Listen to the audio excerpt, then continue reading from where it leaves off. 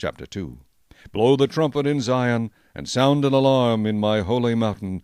Let all the inhabitants of the land tremble, for the day of the Lord is coming, for it is at hand, a day of darkness and gloominess, a day of clouds and thick darkness, like the morning clouds spread over the mountains, a people come great and strong, the like of whom has never been, or will there ever be any such after them, even for many successive generations.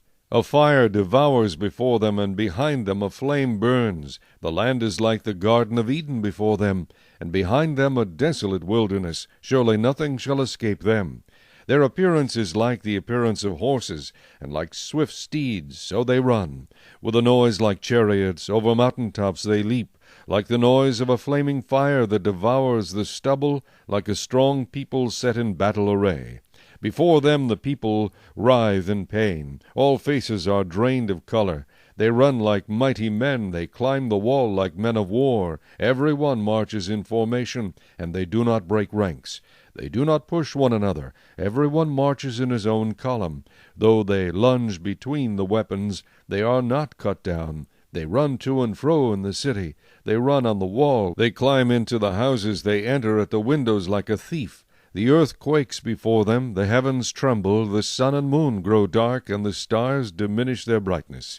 The Lord gives voice before his army, for his camp is very great. For strong is the one who executes his word. For the day of the Lord is great and very terrible. Who can endure it? Now therefore, says the Lord, turn to me with all your heart, with fasting, with weeping, and with mourning. So rend your heart, and not your garments. Return to the Lord your God. For he is gracious and merciful, slow to anger, and of great kindness, and he relents from doing harm. Who knows if he will turn and relent, and leave a blessing behind him, a grain offering and a drink offering for the Lord your God? Blow the trumpet in Zion, consecrate a fast, call a sacred assembly, gather the people, sanctify the congregation, assemble the elders, gather the children and nursing babes. Let the bridegroom go out from his chamber, and the bride from her dressing-room. Let the priests who minister to the Lord weep between the porch and the altar. Let them say, Spare your people, O Lord, and do not give your heritage to reproach, that the nations should rule over them. Why should they say among the peoples, Where is their God?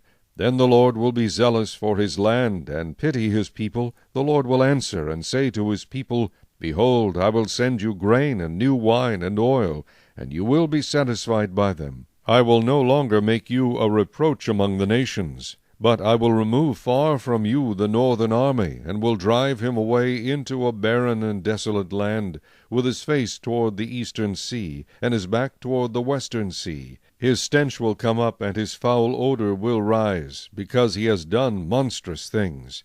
Fear not, O land, be glad and rejoice, for the Lord has done marvelous things. Do not be afraid, you beasts of the field, for the open pastures are springing up, and the tree bears its fruit. The fig tree and the vine yield their strength. Be glad then, you children of Zion, and rejoice in the Lord your God, for he has given you the former rain faithfully, and he will cause the rain to come down for you, the former rain, and the latter rain in the first month. The threshing floors shall be full of wheat, and the vats shall overflow with new wine and oil. So I will restore to you the years that the swarming locust has eaten, the crawling locust, the consuming locust, and the chewing locust, my great army which I sent among you. You shall eat in plenty and be satisfied, and praise the name of the Lord your God, who has dealt wondrously with you, and my people shall never be put to shame. Then you shall know that I am in the midst of Israel. I am the Lord your God, and there is no other. My people shall never be put to shame. And it shall come to pass afterward that I will pour out my Spirit on all flesh. Your sons and your daughters shall prophesy.